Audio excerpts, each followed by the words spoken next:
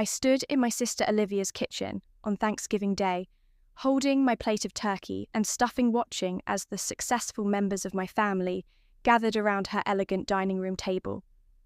The tablecloth was imported lace. The china was Wedgwood, and crystal glasses sparkled under the chandelier light. But there wasn't a place setting for me. "The dining room is for successful people," Olivia sneered, adjusting her Cartier bracelet. "You can eat in the kitchen. That's more appropriate for your status." I glanced at the kitchen island where my plate sat alone. Through the doorway, I could see my parents already seated at the main table, pretending not to notice their younger daughter's exile. My brother-in-law, Bradley, a junior partner at his law firm, smirked as he poured expensive wine for everyone except me. If only they knew that I owned the building where both Bradley and Olivia worked. Let me back up and explain how I got here 5 years ago. I was working as a commercial real estate analyst at a mid-sized firm. The job was fine, but I saw something my colleagues missed. The downtown business district was about to explode. Tech companies were moving in, driving up demand for office space, but the old buildings needed serious updating. I took every penny I had, my savings, my 401, even my emergency fund, and formed Vista Properties, LLC. My family thought I was crazy to leave a stable job for some risky scheme, another one of Sophie's impractical dreams. My mother had sighed at Sunday dinner. "When will you grow up and get a real career, like your sister Olivia, who had just been promoted to senior accountant at Marshall & Reed, not at Sage?" "Not everyone can handle corporate success, Mum. Some people just aren't cut out for it." What they didn't know was that I had already secured investors for my first property acquisition. I had spotted a neglected Art Deco building in the heart of downtown, the Kingsley Building. It needed work, but the bones were solid and the location was perfect. The current owners didn't realize his potential. I bought it for $12 million, using a combination of investor funds and a carefully structured loan. My family thought I was working as a small-time real estate agent, showing apartments to college students. I let them believe it. The renovation took 8 months. I modernized everything, the lobby, the elevators, the electrical systems, while preserving the building's historic charm. The tech companies came calling before we even finished construction. Then came the coincidence that would make this story so deliciously ironic. Marshall & Reed, my sister's accounting firm, was looking for new office space. Their lease was ending and they wanted something prestigious, something that would impress clients. The Kingsley Building was perfect for them. Of course, they never knew that the owner they were negotiating with, the mysterious Vista Properties, LLC, was actually the sister Olivia loved to dismiss as a failure. They signed a 10-year lease for 3 floors. The day Olivia proudly announced at family dinner that her firm was moving to the most prestigious address downtown, I had to excuse myself to the bathroom to laugh. But I wasn't done. Over the next 4 years, I acquired 6 more properties in prime locations. Each one was carefully chosen, beautifully renovated, and quickly filled with high-paying tenants. My net worth crossed $100 million last year. Though my family still thought I was barely making rent, I kept driving my old Honda, wearing off the rack clothes and living in a modest apartment. Not out of necessity, but because I was curious to see how long my family would continue treating me with condescension, which brings us back to Thanksgiving. I sat at the kitchen island eating my turkey in solitude while listening to my family discuss their impressive careers. Bradley was bragging about his corner office in my building. Olivia was talking about her firm's prestigious address, my building. My phone buzzed quietly. A text from my property manager. Inspection complete on Marshall & Reed floors. Multiple code violations found. Should we proceed with lease termination warnings? I smiled, typing back, "Hold until Monday. Let them enjoy their Thanksgiving." "Sophie, my mother called from the dining room. Since you're in the kitchen anyway, could you bring us more wine?" I stood up, walking to the wine fridge. Behind me, I heard Olivia stage whisper to Bradley. At least she's good for something. Someone has to do the serving. I grabbed a bottle of their precious wine, remembering the lease termination papers sitting in my office already prepared with my signature. A signature they would see in exactly 1 week, when they learned that their prestigious office space was no longer available to them.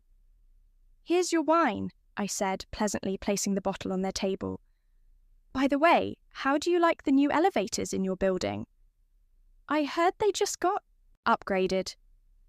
"Oh, they're wonderful," Olivia gushed, not even looking at me much better than what you must have in your sad little apartment building. I bit back a laugh. I had personally selected those elevators right down to the marble flooring and brass fixtures. They cost more than Olivia's annual salary. "More turkey?"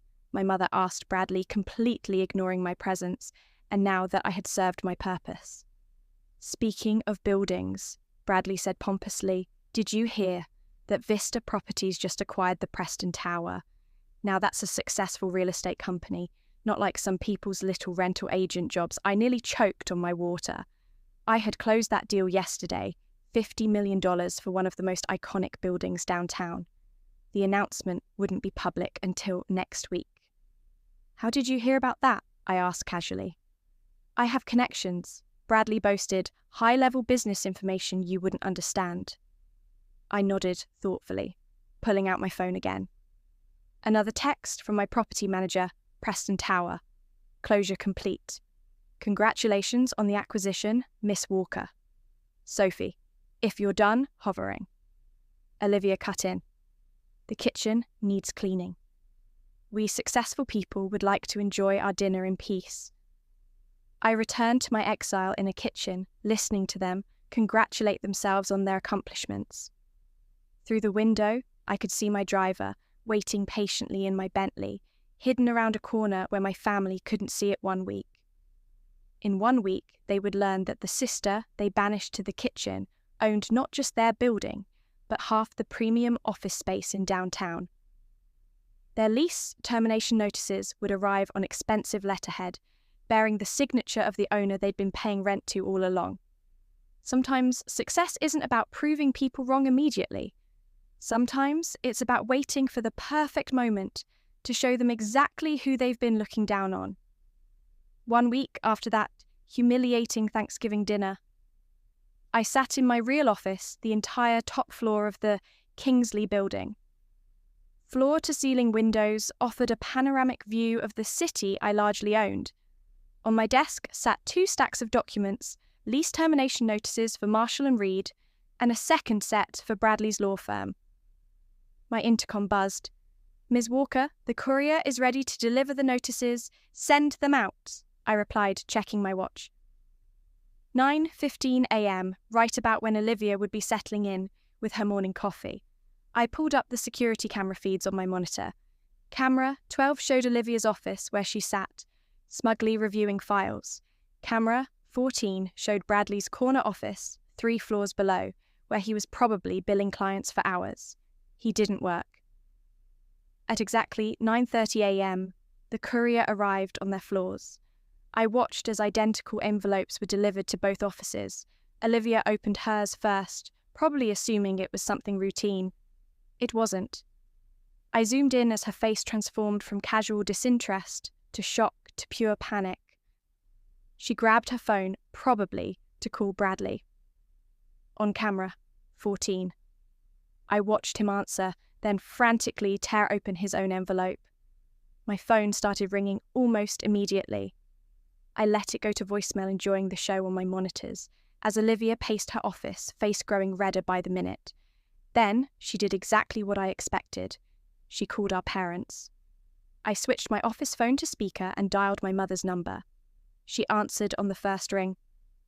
"Sophie," she sounded breathless. "Thank goodness. Something terrible has happened. Olivia and Bradley just got eviction notices from their building. They need your help." My help? I kept my voice neutral. "What could I possibly do? You work in real estate. You must know someone who can help. They can't lose their offices. It would ruin them." I leaned back in my chair, watching Olivia's increasing panic on the security feed. Tell them to call the building owner. I'm sure Vista Properties would be willing to discuss it. They tried.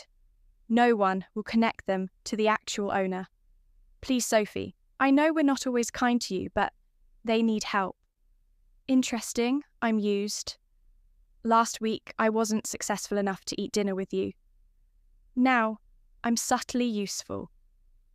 Silence on the other end. Tell them to come to the top floor of their building at noon. I said, finally, the owner of Vista Properties will meet with them. The top floor, but that's the executive suite. They've never been allowed up there. Exactly, I smiled. See you at noon, Mum. Don't be late. I spent the next 2 hours watching the chaos unfold on my security feeds. Olivia made dozens of calls, each more frantic than the last. Bradley paced his office, probably realizing that no other premium building downtown had space for either firm. What they didn't know was that I owned those buildings too. At 11:55, my security team alerted me that my family had arrived in the lobby. I watched them huddle by the elevators, Olivia, Bradley, and our parents. They looked nervous, probably never having been invited to the mysterious top floor before. Send them up, I instructed. The elevator doors opened directly into my office suite. My assistant met them with a professional smile. Ms. Walker, we'll see you now. Walker? My mother frowned. But we're here to see the owner of Vista Properties. The doors to my office swung open. I stood behind my desk, enjoying their expressions as they took in the vast space, the prestigious view, and finally, me, Sophie. Olivia's voice was barely a whisper. What are you doing here? Welcome to my office, I said calmly. Please, sit down. We have some matters to discuss. Your office? Bradley sputtered. This is the owner's? Yes, I cut him off. I am the owner. Vista Properties is my company. Has been since I bought this building 5 years ago. The silence was absolute. My mother sank into a chair, her face pale. My father seemed to have stopped breathing. That's impossible, Olivia finally managed. You're just a small-time real estate agent. I pressed a button on my desk and the wall behind me transformed into a digital display showing my property portfolio. 8 premium buildings, including their precious Kingsley building, with a total value exceeding $400 million. While you were mocking my career choices, I said quietly, I was building an empire. While you were bragging about your prestigious office address, you were actually my tenants, and while you were making me eat. Thanksgiving dinner alone in the kitchen, I was signing the papers to acquire the Preston Tower. Bradley's jaw dropped. The Preston Tower, but that was Vista Properties. Everything is Vista Properties, I confirmed, and Vista Properties is me. I pulled out the lease termination notices. Your firms have violated multiple building codes. According to your lease agreements, that's grounds for immediate termination. You can't do this, Olivia whispered. We're family, I laughed. Was I family when you banished me to the kitchen? When you called me unsuccessful? When you treated me like your servant? My mother stepped forward. Sophie, sweetheart, we didn't know. That's the point. Mum, you never bothered to know. You were too busy worrying Olivia's mediocre career and Bradley's junior partnership to notice that I was building something extraordinary. I stood up and walked to the window, looking out over my city. I'm not terminating your leases.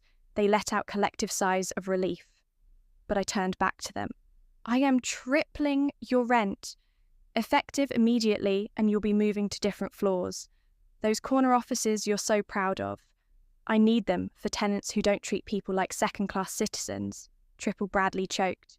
That's impossible to afford. Then I suggest you start looking for new office space. I smiled. Oh wait, I own all the premium buildings downtown. Funny how that works. Olivia started to cry, her mascara running. Please, Stuffy, we'll lose everything. Like you lost your humanity, your kindness, your ability to treat family with basic respect. I sat back down at my desk. You have until the end of the day to decide triple rent in smaller offices or find space in the suburbs.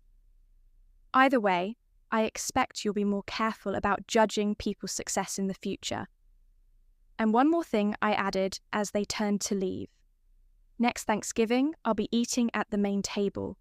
In fact, I think I'll host in my penthouse apartment.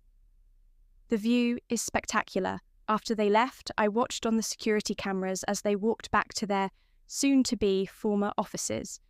Their shoulders were slumped, their arrogance finally shattered.